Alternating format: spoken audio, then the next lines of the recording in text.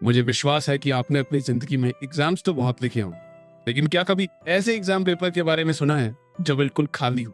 नहीं ना? तो चलिए आज अनोखी फिल्म्स के साथ एक ऐसी ही कहानी सुनते हैं जिसमें एग्जाम तो है लेकिन क्वेश्चन पेपर बिल्कुल खाली। आज की फिल्म का नाम है एग्जाम। तो आराम से बैठिए और कहानी सुनिए।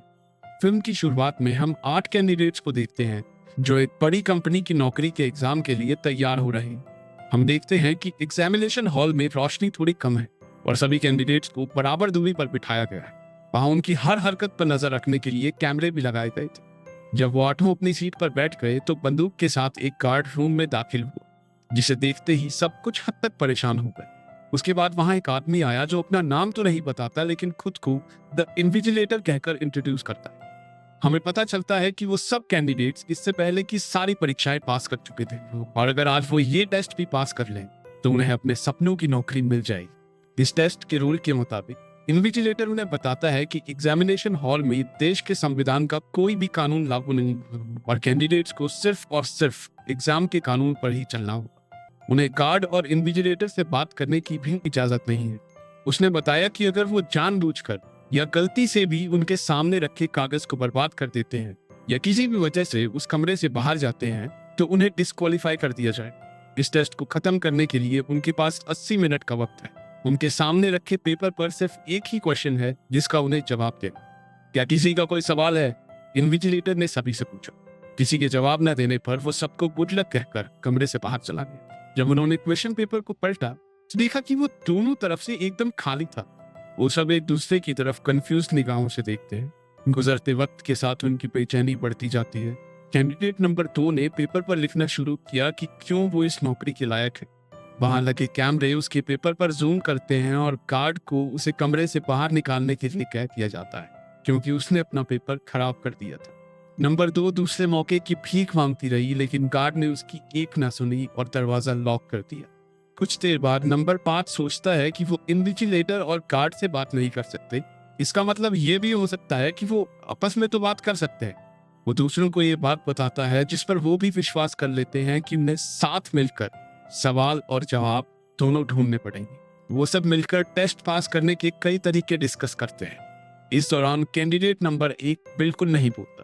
एक आदमी खुद को इंट्रोड्यूस करने लगता है लेकिन नंबर 5 ने सलाह दी कि उन सबको एक दूसरे के नकली नाम रख लेने चाहिए ताकि उन्हें अपनी असली पहचान ना बतानी पड़े। वो नंबर 1 को डेफ नाम देता है क्योंकि उसने अभी तक एक शब्द भी नहीं बोला था। उन्होंने लड़कों का नाम उनकी जाति के हिसाब से ब्राउन, ब्लैक और व्हाइट रखा, जबकि लड़कियों के नाम उनके बालों के रंग के हिसाब से ब्लॉन्ड, ब्रूनेट और डार्क रखे जाते हैं।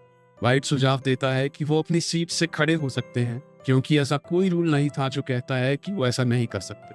वो चांस लेकर खड़ा हुआ और सब ये देखकर खुश थे कि गार्ड अभी भी अपनी जगह पर ही खड़ा था, जिसका सीधा मतलब ये था कि वो पूरे कमरे में कहीं भी घूम सकते हैं। ब्रूनेट को लगता है कि सवाल किसी तरह की इनविजिबल इंक से उस पेपर पर लिखे गए हैं। वो सब उसकी बात को टेस्ट करने के लिए राजी हो जाते हैं लेकिन ये नहीं जानते कि करे कैसे। ब्रूनेट खड़ी हुई और रूम की लाइट्स का इस्तेमाल करके अपने पेपर को ध्यान से चेक करने लगी लेकिन पेपर पर कुछ नहीं दिखा। वो बाकी सबसे भी आग्रह करती है कि सब अपना अपना पेपर चेक करें क्योंकि ये मुमकिन है कि सवाल सिर्फ एक ही पेपर पर लिखा हो।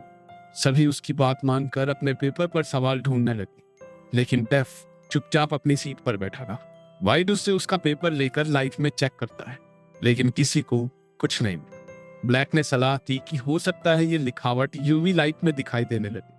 वो सब ऐसी किसी लाइट को ऑन करने वाले स्विच बोर्ड की तलाश में जुट जाते हैं। स्विच बोर्ड ना मिलने पर वो सीधा ऐसे किसी लाइट बल्ब को ही ढूंढने लगे। डेफ उनकी कोई मदद नहीं करता और बेचैनी से अपनी सीट पर बैठा रहता है। ब्लॉन्ड को कमरे में इमरजेंसी लाइट्स की स्ट्रिप मिलती है लेकिन क्योंकि वहां कोई स्विच नहीं था इसलिए उन्हें कमरे की सभी बत्तियों को तोड़ना होगा ताकि वो इमरजेंसी लाइट स्ट्रिप्स खुद ब खुद ऑन हो जाए। मगर ब्राउन तर्क देता है कि वो इतना बड़ा रिस्क नहीं उठा सकते। वो सब इस मामले पर वोट करते हैं और आखिरकार प्लान को आगे बढ़ाने का फैसला लेते हैं। कमरे के सारे लाइट बल्ब टूटते ही इमरजेंसी ब्लू लाइट जल उठी। हर कोई पेपर में सवाल ढूंढने लगा सिवाय डेफ के, लेकिन एक बार फिर वो निराश हो जाते हैं क्योंकि उन्हें सवाल नहीं दिखता। ब्रूनेट सबको स्ट्रिप लाइट की पहली लेयर उतारने के लिए कहती है क्योंकि वो अभी भी चली नहीं थी। वो लाइट स्ट्रिप्स को तोड़ने के लिए औरतों की हील्स का इस्तेमाल करते हैं जिससे रोशनी का रंग बदलकर पीला हो गया, लेकिन पेपर पर अभी भी कुछ नहीं दिखा। उनके पास अब सिर्फ 60 मिनट बचे हैं। व्हाइट को सोचता है कि वो कैंडिडेट नंबर 2 के पेपर के साथ कुछ भी कर सकते हैं क्योंकि वो तो पहले ही डिस्क्वालीफाई हो चुकी है। सब उसके डेस्क के आसपास खड़े हो जाते हैं और उसके पेपर पर पेंसिल से ट्रेस करना शुरू करते हैं। फिर भी कोई सवाल सामने नहीं आया। व्हाइट उसके पेपर के कुछ टुकड़े कर देता है ताकि वो अलग अलग तरीके से एक्सपेरिमेंट कर सके। वो पेपर पर पेशाब तक करके देखता है कि कहीं वो इनविजिबल इंक लिक्विड एक्टिवेटेड तो नहीं। ब्लैक और व्हाइट में इस बात पर एक तीखी बहस छिड़ जाती है कि उन्हें आगे क्या करना चाहिए, लेकिन वो डेफ को रोता हुआ सुनकर रुक जाते हैं। वो अपनी सीट पर बैठा बैठा रोता रहा जबकि बाकी उसे अचरज से देखते हैं। इसके बाद वो फ्रेंच में कुछ बड़बड़ाने लगा। वो ये दावा करता है कि पेपर में उसे खुद की झलक दिखाई दे रही है। बाकी सब उसके बड़बड़ाने के बारे में ज्यादा नहीं सोचते और वापस आइडियाज ढूंढने लगते हैं। हर कोई अपने आइडियाज सामने लेकर आता है। उनमें से कुछ का मानना है कि शायद इन्विजिलेटर ही इस सब के पीछे है, जबकि कुछ कहते हैं कि ये सीईओ का काम है। वो प्रेशर में आकर अपना आपा खो बैठे और एक दूसरे को बेइज्जत करने लगे। डार्क बड़े विश्वास से कहती है कि उन्हें कोई नहीं देख रहा क्योंकि सीईओ कंपनी के काम में पूरी तरह बिजी रहता है। उसके पास कंपनी के सारे राइट्स हैं और इन फालतू चीजों के लिए उसके पास समय नहीं है। ये साफ है कि वो कंपनी के बारे में उन सबसे ज्यादा जानती है। ब्राउन उससे पूछता है कि उसे सीईओ के बारे में इतना सब कैसे पता, जिस पर डार्क ने जवाब दिया कि वो इसी कंपनी के लिए काम करती है, लेकिन उसने सीईओ को आज तक नहीं देखा। जब उसने कंपनी में एक बड़ी पोस्ट के लिए अप्लाई किया तो उसे इस टेस्ट के लिए चुना गया। व्हाइट उन्हें बताता है कि उसे ढूंढकर सामने से जॉब ऑफर की गई थी, जबकि बाकी लोग कहते हैं कि उन्होंने खुद जॉब के लिए अप्लाई किया था। एक चीज उन सब में कॉमन थी और वो ये कि उनमें से कोई भी कंपनी के बारे में कुछ नहीं जानता क्योंकि उनसे कोई भी सवाल ना पूछने के लिए कहा गया था। डाक उन्हें बताती है कि वो एक जानी मानी फार्मास्यूटिकल कंपनी बायरॉग है। कुछ साल पहले जब एक महामारी पूरी दुनिया में फैल गई थी तो उसका इलाज सबसे पहले इसी कंपनी ने ढूंढा था। इस वक्त उनका सालाना टर्नओवर $20 बिलियन है। ब्लैक कहता है कि शायद कंपनी को एक नई घातक बीमारी का इलाज मिल गया है जो दुनिया भर में हजारों लोगों की जान ले रही है। ब्रूनेट अचानक उत्सुक होती है और ब्लैक से कहती है कि वो इस बारे में और बताए। इससे व्हाइट को शक हुआ और उसने ब्रूनेट से पूछा कि क्या वो भी इस वायरस से इन्फेक्टेड है। ब्रूनेट ने मना करते हुए बात को खत्म कर दिया। अपनी ओर से ध्यान हटाने के लिए वो गार्ड की तरफ बढ़ी और उससे बात किए बिना उसकी पॉकेट से एक लाइटर निकाल लिया। पूरा ग्रुप लाइटर का इस्तेमाल करने का फैसला लेता है जिससे फायर अलार्म का फव्वारा चालू हो जाएगा और वो पानी की मदद से पेपर पर लिखावट विकसित कर पाएंगे। ब्रूनेट एक कुर्सी पर चढ़ी लेकिन फायर अलार्म तक पहुंच नहीं पाई। व्हाइट ने उसकी मदद के लिए एक मुड़ा हुआ कागज का टुकड़ा दिया जिसे जलाकर वो फायर अलार्म ट्रिगर करती है। जल्द ही पानी गिरने लगा लेकिन पेपर पर कोई असर नहीं पड़ा। अचानक से गार्ड उनकी तरफ बढ़ने लगा। ब्रूनेट अपने हाथ में पकड़े कागज को खोलकर देखती है कि वो उसका अपना ही पेपर था। अपना कंपटीशन कम करने के लिए व्हाइट ने उसे धोखा दिया था। गार्ड उसे खींचकर कमरे से बाहर कर देता है। वो जाते जाते व्हाइट को एक घटिया धोखेबाज आदमी कहती है। गुस्से में ब्लैक व्हाइट की ओर बढ़ा और बोला कि वो एक घूसा मारकर उसकी बत्ती बुझा दे। अचानक से रूम की बत्ती बुझ गई। वो समझ गए कि कमरे में वॉइस कंट्रोल सिस्टम है। वो एक दूसरे को कुछ भी बोलने से पहले सावधान करते हैं और डेफ का रोना फिर से चालू हो जाता है। व्हाइट उसके सामने जाकर बैठ गया और उसे धमकाते हुए अपना ही पेपर फाड़ कर खाने को कहा। गार्ड डेफ के पास पहुंचा और उसे भी बाहर कर दिया। अब सिर्फ 5 कैंडिडेट्स बचे थे। घटिया इंसान, ब्लैक ने व्हाइट से कहा। लेकिन व्हाइट मुस्कुराते हुए कहता है कि उन्हें तो कंपटीशन कम करने के लिए उसका शुक्रिया अदा करना चाहिए। वो दावा करता है कि उसे असली सवाल के बारे में पता है लेकिन वो किसी को बताएगा नहीं। गुस्से में आकर ब्लैक उसे एक ही मुक्के में बेहोश कर देता है। वो सब उसे एक सीट से बांधकर उसके मुंह को टाई से बांध देते हैं ताकि वो कुछ बोल न सके। कुछ देर बाद व्हाइट को होश आया।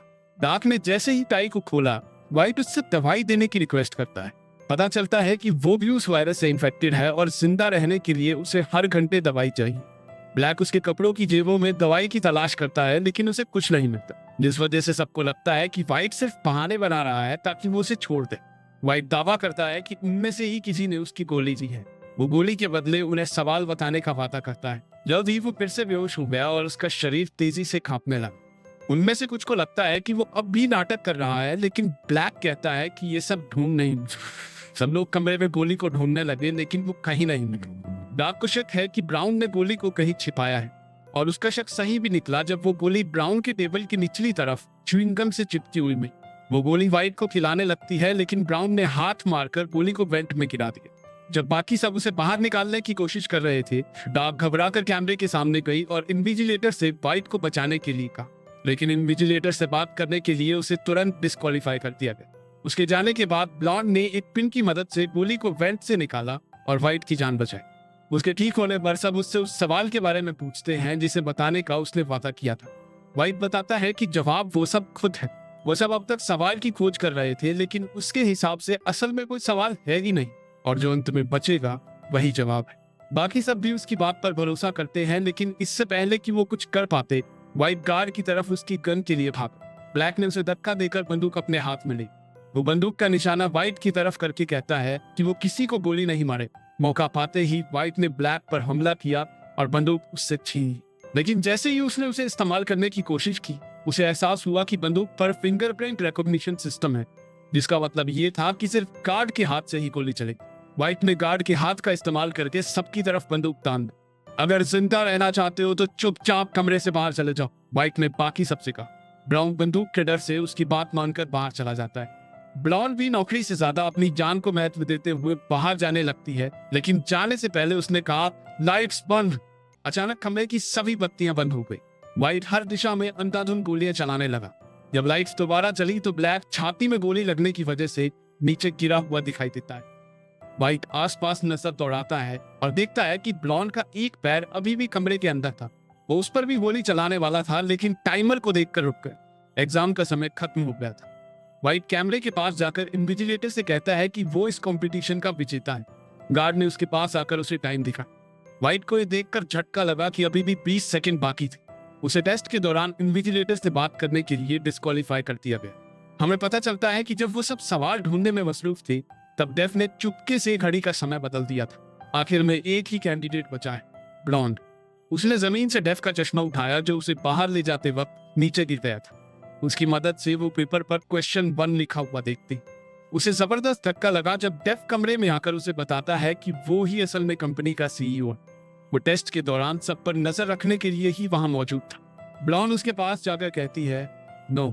इन्विजिलेटर और सीईओ उसे देखकर मुस्कुराए, क्योंकि उसने सवाल ढूंढ निकाला था और टेस्ट में पास हो गई थी। पता चलता है कि जब टेस्ट की शुरुआत में इन्विजिलेटर ने उनसे पूछा था कि क्या किसी का कोई सवाल है, यही वो सवाल था जिसका जवाब उन्हें देना था। ये पूरा एग्जाम कैंडिडेट्स की होशियारी और अटेंटिवनेस का टेस्ट करने के लिए था। वो ब्लॉन्ड को सीईओ की सेक्रेटरी बनने का ऑफर देते हैं, लेकिन वो ये नौकरी स्वीकार नहीं करती, क्योंकि वो एक ऐसी कंपनी के साथ काम नहीं करना चाहती जहां पर लोगों को मारा जाता हो। जिस पर इन्विजिलेटर ने उसे बताया कि ब्लैक असल में मरा नहीं, क्योंकि जो गोली उसे लगी है वो असल में एक कैप्सूल है जो बॉडी में जाने पर घाव को ठीक कर देता है। असल में यही उनके द्वारा बनाई गई करिश्माई दवाई है जो दुनिया की किसी भी बीमारी को ठीक कर सकती है। आखिर में ब्लॉन्ड जॉब एक्सेप्ट कर लेती है और सीईओ से हाथ मिलाने पर फिल्म खत्म। नीचे कमेंट्स में अपने हिसाब से कहानी का फेवरेट पार्ट जरूर बताइएगा। कहानी पसंद आई तो लाइक कर देना और ऐसी और वीडियोस के लिए सब्सक्राइब।